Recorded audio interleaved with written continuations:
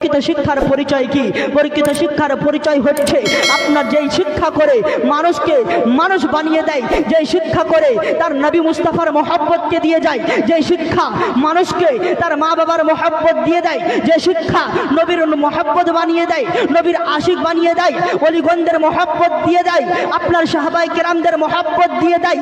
আর যে শিক্ষা নিজের মা বাবাকে বৃদ্ধাশ্রম পাঠিয়ে দেয়, যে শিক্ষা অলিগঞ্জের দুশ্মন বানিয়ে দেয়, যে শিক্ষা নবীগঞ্জের দুশ্মন বানিয়ে দেয়, যে শিক্ষা আপনার গরিবদের কি সাহায্য করতে হবে, গরিবদের সঙ্গে কি ব্যবহার করতে হবে, গরিবদের দুশ্মন বানিয়ে দেয়, ওই শিক্ষা কোনোদিন পরীক্ষিত শিক্ষা হতে পারে না। আরে মুসলমান, পরীক্ষিত শিক্ষা হচ্ছে ওই শিক্ষা যে শিক্ষার ওস্তাদ হলেন আমার স্বয়ং আল্লাহ রাব্বুল আলামিন, আর ছাত্র হলেন আমার রাহমাতুল লিল আলামিন। মুসলমান রাজার মুয়াজ্জিন কর্তব্যটি কি? সেই কর্তব্যটি হচ্ছে আপন আপন ছেলেদেরকে, আপন আপন মেয়েদেরকে সুশিক্ষায় শিক্ষিত করা, একটি ভালো জায়গার মধ্যে পৌঁছে দেওয়া।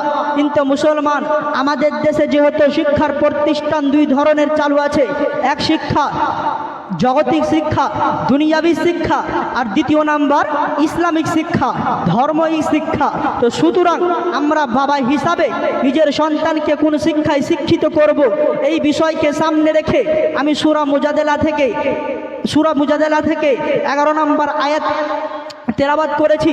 সেই আয়াতকে বিষয় রেখে আমি কিছু মূল্যবান ওয়াজ করব।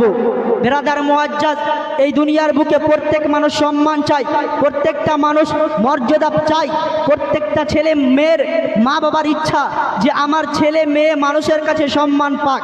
কিন্তু বেরাদার মুআজ্জাজ, আসুন, একটা মানুষ অপর মানুষের কাছে সম্মান কিভাবে পাবে, একটা মানুষ অপর মানুষের কাছে মর্যাদা কিভাবে পাবে? তো বলা হয়েছে একটা মানুষ অপর মানুষের কাছে যদি সম্মান পায় তাহলে তার কাছে টাকা লাগবে। যার কাছে টাকা আছে মানুষ তাকে সম্মান করবে, যার কাছে পয়সা আছে মানুষ তাকে সম্মান করবে, জাতি তাকে সম্মান দিবে, তাকে নিয়ে মানুষ গর্ব করবে, আর বেরাদার মুআজ্জাজ সম্মানিত ব্যক্তি হবে। কিন্তু আসুন, 2 নাম্বার যেই কারণে মানুষের কাছে সম্মান পাওয়া যাবে, 2 নাম্বারে বলা হয়েছে ইলমের কারণে, শিক্ষার কারণে, বিদ্যার কারণে। যদি বিদ্যা থাকে মানুষ তাকেও সম্মান করবে, মানুষ তাকেও সম্মান দিবে। কিন্তু মুসলমান মনে রাখবেন, টাকার কারণে, টাকার কারণে, পয়সার কারণে, ধন সম্পদের কারণে যেই মান সম্মানটা পাওয়া যাবে, আর ইলমের কারণে, জ্ঞানের কারণে যেই মান সম্মানটা পাওয়া যাবে, ওই মান সম্মান কোনোদিন এক হতে পারে না। এর মধ্যে অনেক পার্থক্য রয়েছে। কারণ যেই মান সম্মানটা টাকার কারণে পাওয়া যাবে, যেই মান সম্মানটা জমি জায়গার জন্য পাওয়া যাবে, যেই মান সম্মানটা ধন সম্পদের পাওয়া যাবে, ওই মান সম্মানটা কিছুদিনকার জন্য থাকবে, কিছু মুহূর্তের জন্য, কিছুক্ষণের জন্য থাকবে। অর্থাৎ যতদিন টাকা থাকবে, যতদিন পয়সা থাকবে, মানুষ আপনাকে নিয়ে গর্ব করবে, যতদিন জমি জায়গা থাকবে মানুষ আপনাকে গর্ব করবে। আজিজানে মিল্লাত ইসলামিয়া, আর ইলমের কারণে যেই মান সম্মান পাওয়া যাবে, ওই মান সম্মানটা সারা ঈশ্বরের জন্য, সারা জীবনের জন্য থাকবে। কারণ আমাদের কাছ থেকে কবি কাজী নজরুল ইসলাম চলে গিয়েছেন, কিন্তু এখন পর্যন্ত কবি কাজী নজরুল ইসলাম আমাদের অন্তরে গেঁথে আছে, উনার মহব্বত রয়েছে। প্রত্যেক যুবক থেকে ছোট বাচ্চা পর্যন্ত উনার কবিতা পাঠ করে। আর বাংলাদেশের এক বিখ্যাত ব্যক্তিত্ব, যিনার নাম হচ্ছে জনাব সিরাজুল ইসলাম, ওই জনাব সিরাজুল ইসলাম বাংলাদেশের মধ্যে এক বিখ্যাত ব্যক্তিত্ব ছিল, বাংলাদেশের মধ্যে এক শ্রেষ্ঠ ধনী ছিল, যার বাবার নামে বাংলাদেশের মধ্যে কলের কারখানা ছিল, এটেড কলেজ ছিল, আফতাবউদ্দিন কলেজ ছিল, বড় বড় বিখ্যাত বিল্ডিং ছিল। কিন্তু এখন জনাব সিরাজুল ইসলাম বাংলার মাটিতে নাই, ওই জন্য তার নাম মিটে গিয়েছে, আর এই পৃথিবীর মধ্যে বেঁচে নাই, তাকে নিয়ে মানুষ গর্ব করছে না। কিন্তু বেরাদার কারণটা কি?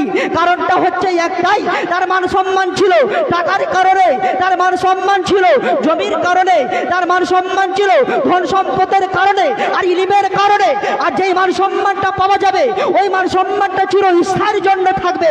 যেমন ভাবে আমার গাউসে আজম বাংলাদেশের জমিনে শুয়ে আছেন, যতদিন বেঁচে ছিলেন উনার প্রশংসা হচ্ছিল।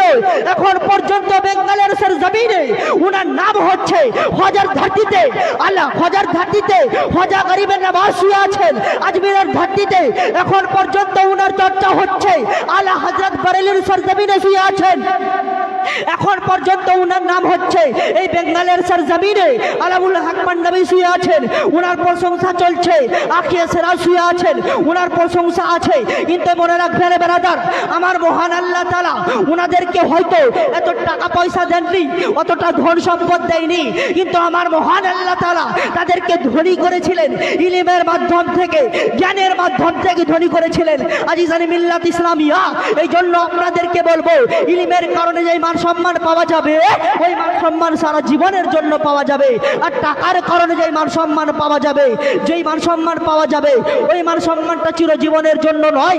বিরাদারিন মিল্লাত ইসলামিয়া, আজিজানি মিল্লাত ইসলামিয়া, এই পৃথিবীর মধ্যে আপনার এই জন্য আমাদের সমাজের প্রতি এমন কিছু মানুষ আছে, এমন কিছু লোক আছে, যার সন্তান যখন ইলমে দিন শিক্ষা অর্জন করার সময় হয়ে যায়, বয়সটা হয়ে যায়, ওই সময় আপন আপন ছেলেদেরকে আপনার কিছু টাকা উপার্জন করার জন্য, টাকা ইনকাম করার জন্য বাইরের মধ্যে পাঠিয়ে দিচ্ছে, আপনার বাড়ির মধ্যে কিছু কামে লাগিয়ে দিচ্ছে, যার ফলে আপন আপন সন্তানের সোনালী ভবিষ্যৎকে নষ্ট করে দিচ্ছে, যার ফলে আপন আপন ছেলের সোনালী ভবিষ্যৎকে নষ্ট করে দিচ্ছে, অন্ধকারে নিয়ে যাচ্ছে। আমি বলবো মুসলমান, এমন সন্তানের বাবা কোনোদিন বাবার যোগ্যতা রাখে না। বাবার প্রতি ছেলের হক হলো নিজের ছেলেকে সুশিক্ষায় শিক্ষিত করা, ইলমে দিন অর্জন করা, আর সেই শিক্ষাতে বাবার সহযোগিতা করা। আজিজানে মিল্লাত ইসলামিয়া, বাংলায় একটি বিজ্ঞাপন আছে, বাংলায় একটি কথা আছে, শিক্ষা জাতির মেরুদণ্ড। এই কথা একেবারে সত্য কথা, একেবারে আপনার সত্য। কারণ যে জাতির মধ্যে শিক্ষা নেই, ওই জাতি হচ্ছে মেরুদণ্ডহীন। ওই জাতি কোনোদিন সমাজের কাছে আপনার কোমর সোজা হয়ে দাঁড়াতে পারবে না। ওই জাতি হচ্ছে মেরুদণ্ডহীন। তবে আসুন, কোন শিক্ষাকে বলা হয়েছে? আপনার শিক্ষা জাতির মেরুদণ্ড। আপনি এই পৃথিবীর মধ্যে আপনার কোন শিক্ষাকে বলা হয়েছে? এবং পরীক্ষিত শিক্ষার পরিচয় কি? পরীক্ষিত শিক্ষার পরিচয় হচ্ছে আপনার যেই শিক্ষা করে মানুষকে মানুষ বানিয়ে দেয়, যেই শিক্ষা করে তার নবী মুস্তাফার মহব্বতকে দিয়ে যায়, যেই শিক্ষা মানুষ তার মা বাবার মহব্বত দিয়ে দেয়, যে শিক্ষা নবীর মহব্বত বানিয়ে দেয়, নবীর আশিক বানিয়ে দেয়, ওলিগণদের মহব্বত দিয়ে দেয়, আপনার সাহাবায়ে কেরামদের মহব্বত দিয়ে দেয়।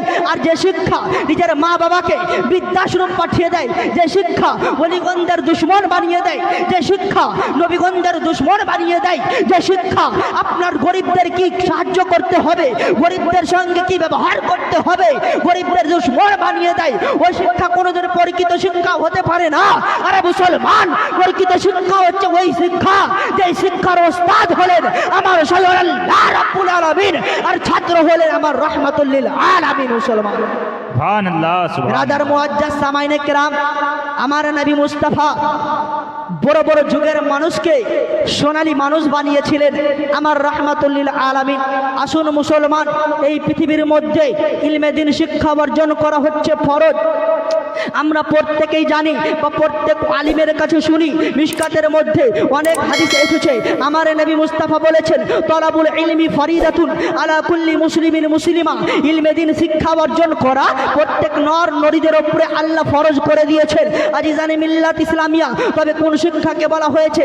জগতিক শিক্ষাকে বলা হয়েছে, বাংলা শিক্ষাকে বোঝানো হয়েছে, না আরবি শিক্ষা, না কোরআন শিক্ষা, না হাদিস শিক্ষা?